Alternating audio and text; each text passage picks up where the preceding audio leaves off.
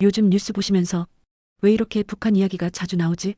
이런 생각 드신 분들 많으실 겁니다. 총성이 들린 것도 아니고 큰 사건이 터진 것도 아닌데 군사분계선 근처에서 조용하지만 반복되는 움직임들이 이어지고 있습니다. 이번 이야기는 당장 위기라고 단정할 상황은 아닙니다. 하지만 그냥 넘기기에도 의미가 가볍지 않은 변화들입니다.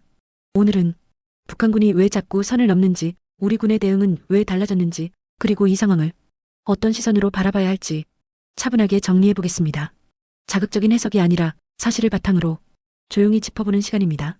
구독 부탁드립니다. 댓글에 의견도 달아주세요. 왜 갑자기 북한군이 자주 넘어올까요? 최근 군사분계선을 둘러싼 긴장이 다시 조용히 높아지고 있습니다. 올해 3월 이후 지금까지 북한군이 군사분계선을 넘은 사례는 모두 16차례로 집계됐습니다. 특히 주목되는 부분은 최근 한 달 동안만 10차례가 발생했다는 점입니다. 이전과 비교해도 빈도가 눈에 띄게 늘어난 상황입니다. 북한군은 대부분 휴전선 인근에서 수풀을 정리하거나 경계 관련 작업을 하다 선을 넘었다는 설명을 내놓고 있습니다. 겉으로 보면 작업 도중 방향을 잘못 잡았을 수도 있어 보입니다. 하지만 같은 유형의 침범이 짧은 기간에 반복되면서 단순한 실수로만 보기에는 어렵다는 시각이 점점 힘을 얻고 있습니다. 군사분계선은 단순한 선이 아닙니다. 정전협정 이후 수십 년 동안 군사적 긴장을 관리해온 매우 민감한 기준선입니다.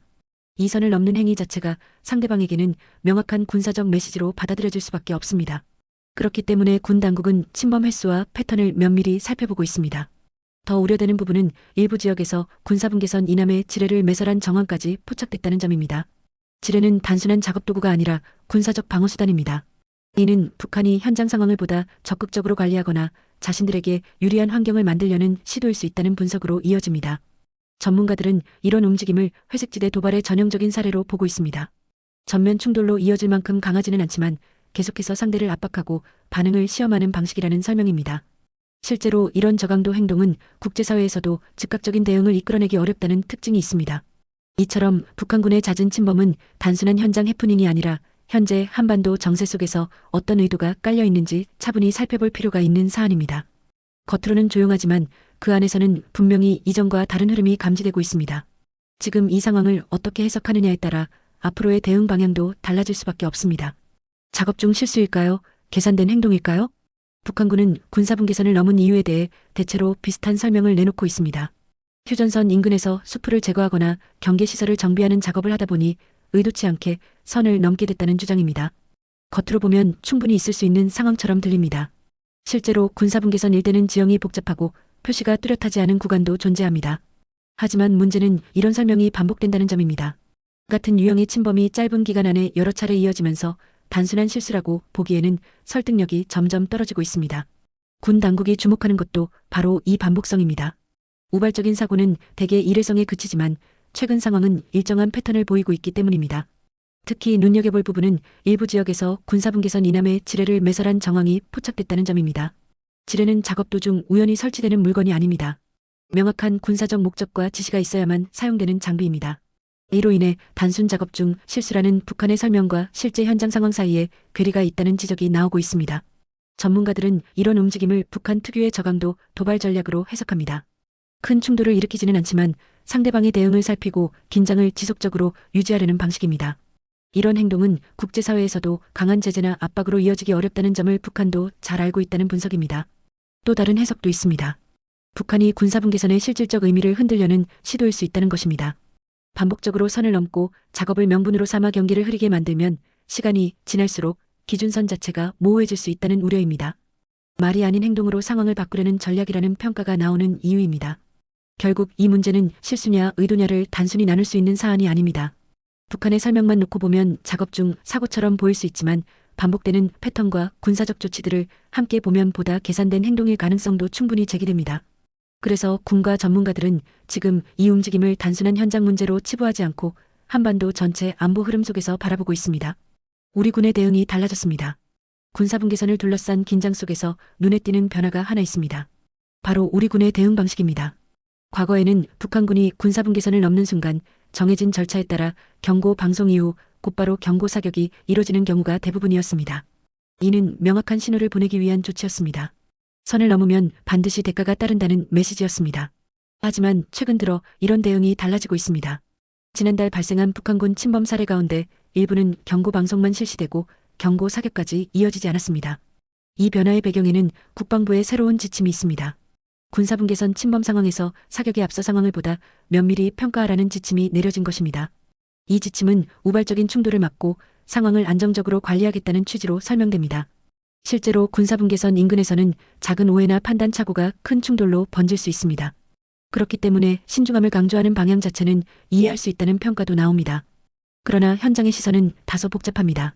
경고 사격은 단순한 물리적 조치가 아니라 상대에게 분명한 경계선을 인식시키는 역할을 해왔기 때문입니다. 경고 사격이 줄어들 경우 북한이 이를 우리 군의 대응 완화로 받아들일 가능성도 배제할 수 없습니다. 전문가들은 이런 변화가 단기적으로는 안전관리에 도움이 될 수 있지만 장기적으로는 억제력에 영향을 줄 수 있다고 지적합니다. 대응 기준이 불분명해질수록 상대방은 어디까지 행동해도 되는지 시험하려 들 수 있기 때문입니다. 실제로 침범 횟수가 늘어난 시점과 대응 방식 변화가 겹친다는 점을 우려하는 목소리도 나옵니다. 결국 문제의 핵심은 대응을 하지 말자가 아니라 어떤 기준으로 대응할 것인가입니다. 상황을 평가하라는 지침이 현장에 명확하게 전달되지 않으면 같은 상황에서도 다른 판단이 나올 수 있습니다. 이런 불확실성은 군사적 긴장을 관리하는 데 오히려 부담으로 작용할 수 있습니다. 지금 필요한 것은 신중함과 함께 분명한 원칙이라는 지적이 힘을 얻고 있습니다. 야전 지휘관들이 느끼는 혼란. 군사분계선 현장에서 가장 큰 변화를 체감하고 있는 사람들은 바로 야전 지휘관들입니다. 침범 상황이 발생하면 누구보다 먼저 판단하고 대응해야 하는 위치에 있기 때문입니다.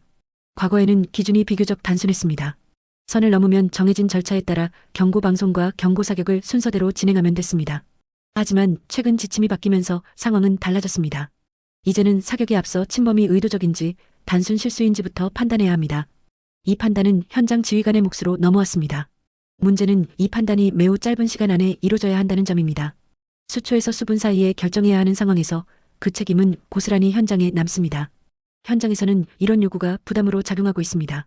경고 사격을 하면 과잉 대응이라는 지적을 받을 수 있고 사격을 하지 않으면 대응 미흡이라는 평가를 받을 수 있습니다. 어느 쪽을 선택하든 책임이 따를 수 있는 구조입니다. 이로 인해 지휘관들이 신속한 결정을 내리기보다 신중을 넘어선 망설임을 하게 될 수 있다는 우려도 제기됩니다. 전문가들은 군 지휘 체계에서 가장 위험한 순간은 판단이 늦어질 때라고 말합니다. 군사적 상황에서는 명확한 기준과 일관된 대응이 무엇보다 중요합니다. 기준이 흐려지면 현장은 위축되고 위축된 현장은 상대방에게 약점으로 비칠 수 있습니다. 또 하나의 문제는 지휘관 개인의 판단이 정치적 해석으로 이어질 수 있다는 점입니다. 현장에서 내린 군사적 결정이 나중에 정무적 판단으로 평가될 경우 이는 군 본연의 역할을 흐릴 수 있습니다. 군인에게 정치적 판단을 요구하는 것처럼 비칠 수 있다는 우려가 나오는 이유입니다. 이런 혼란은 단순히 개인의 어려움에 그치지 않습니다.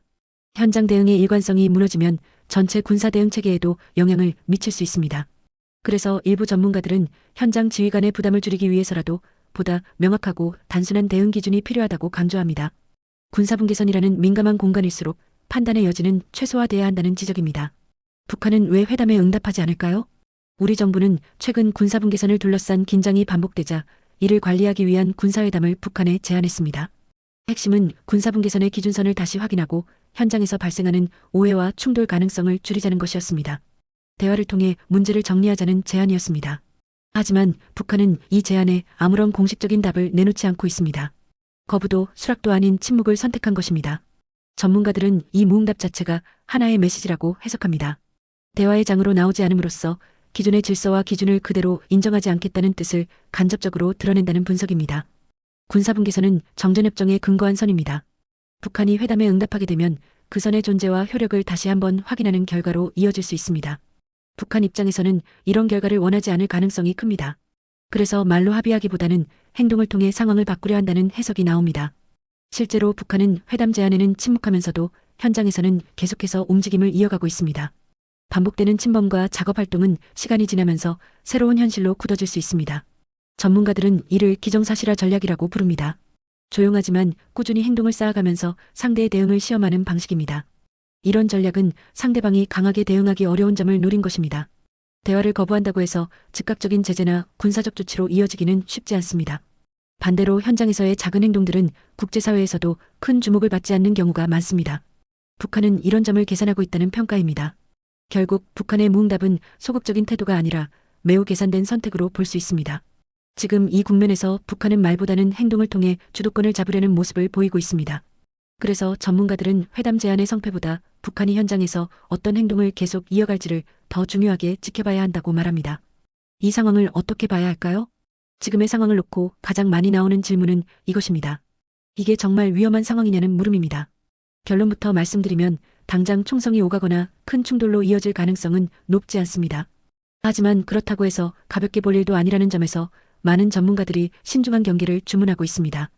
군사분계선에서 벌어지는 일들은 대부분 아주 작은 움직임으로 시작됩니다. 몇 발의 총성이 아니라 한 걸음의 이동, 한 번의 작업, 한 차례의 침범 같은 사소해 보이는 행동들입니다. 문제는 이런 행동이 반복될 때입니다.